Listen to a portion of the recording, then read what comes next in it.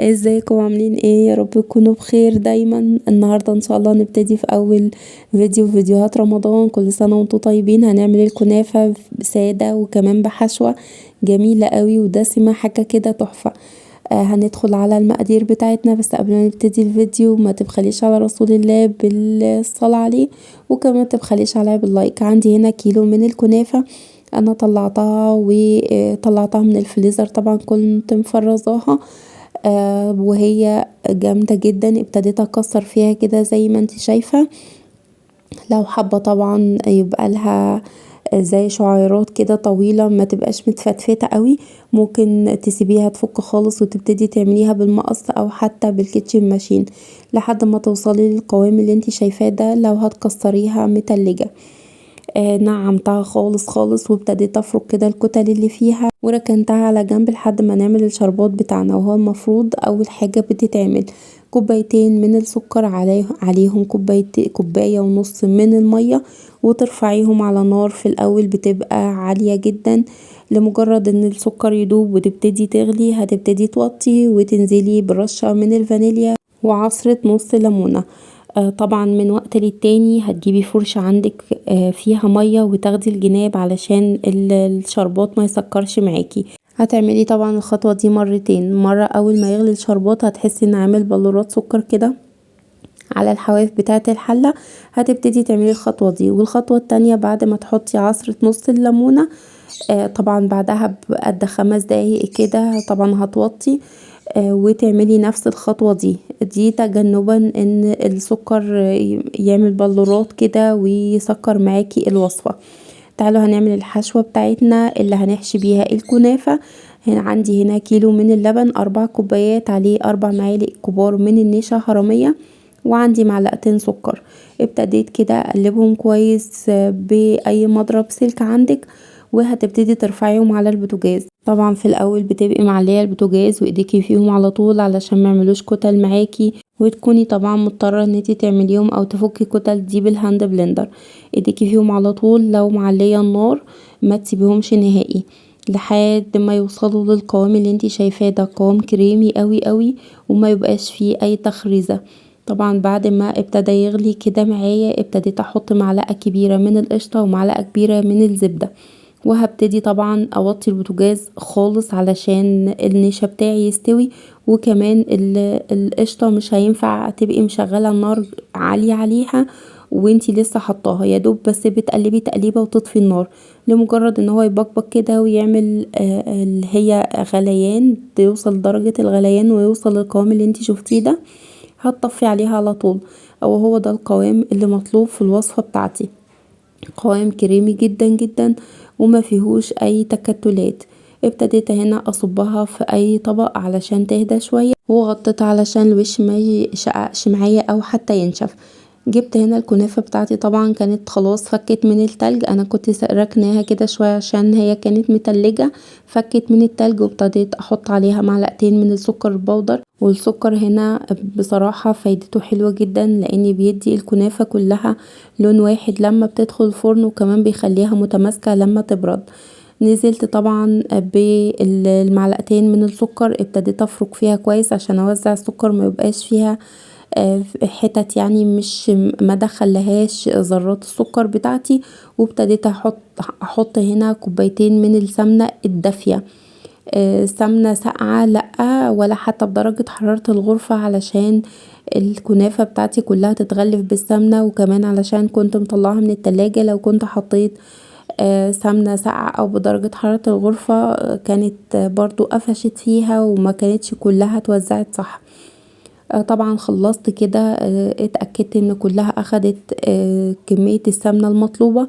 جبت القوالب بتاعة الطرط اللي انتوا شايفينها دي، ودي بتجيبوها من اي محل مستلزمات حلويات، بتجيبيها طبعا ومن غير اي دهنة زيت ولا سمنة.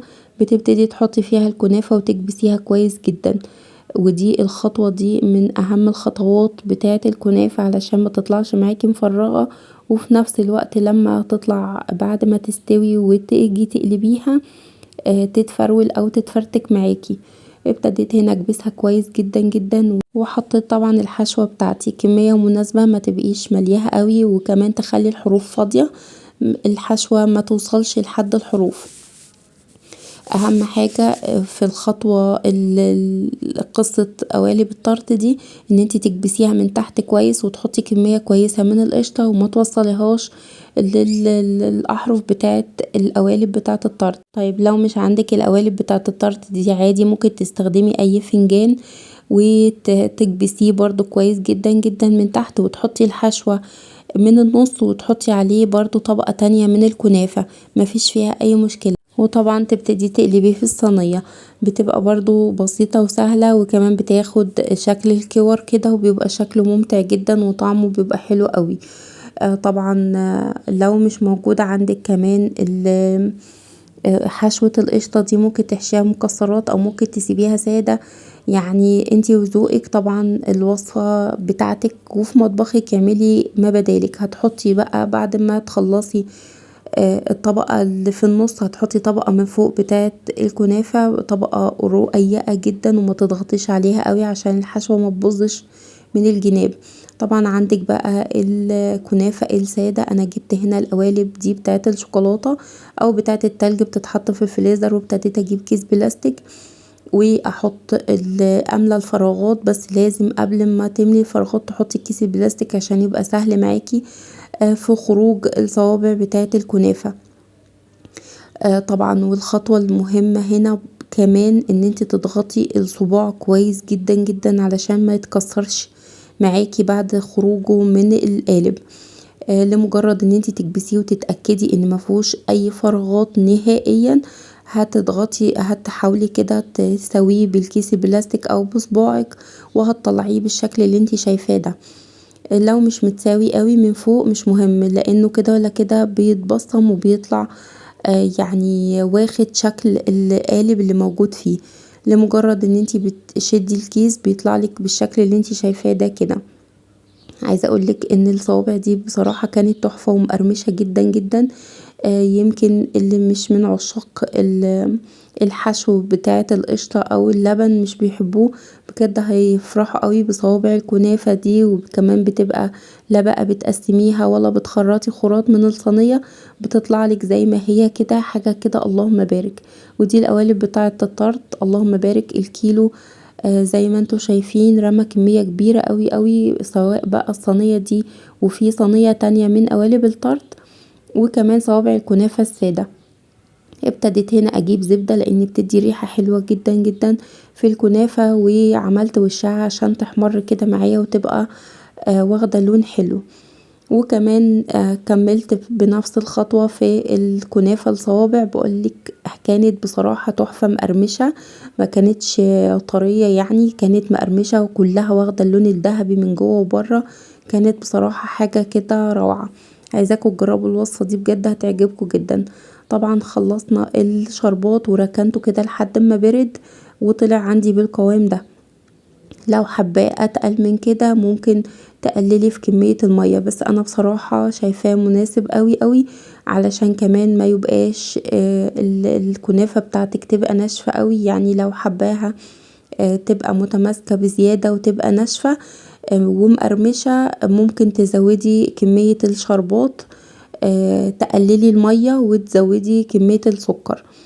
طبعا وهي سخنة الشربات بيبقى بارد جدا، انا ركناه بقالي كتير من ساعة ما ابتديت في الوصفة دي خلاص ابتدى يغلي معايا ويربط، ركنته وطبعا حطيت الكنافة في الفرن، اخدت بالظبط نص ساعة علشان القوالب دي يعني عاملة طبقة من تحت يعني سميكة مش اللي هي رفيعة، اخدت بتاع نص ساعة في الفرن وطلعت بالجمال اللي انتوا شايفينه ده.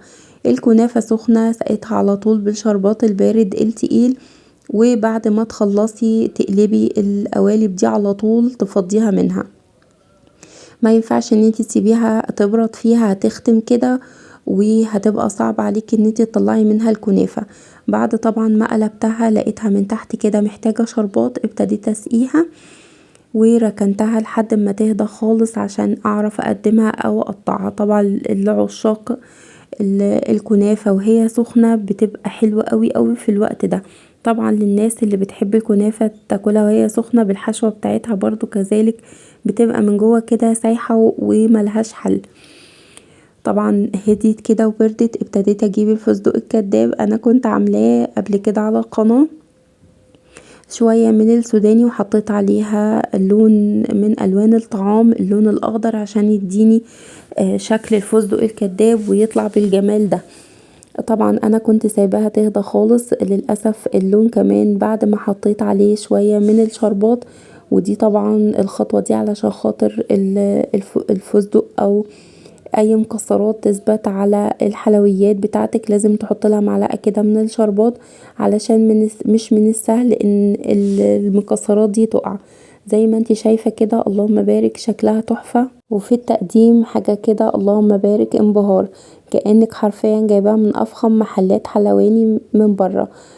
تعالوا بقى، فتحناها بالشكل اللي انتوا شايفينه ده، اللهم بارك. الحشوة كمان ما شاء الله مش قليلة فيها، وكمان واخده سكرها المظبوط. ما تزوديش سكر في الحشوة بتاعتها، علشان اصلا اوريدي هو بيتحط لها شربات من فوق فبتعم على الكل. وطبعا لو حابه الكنافه طريه عن كده، ممكن تخففي الشربات شويه، ما تخليهوش تقيل.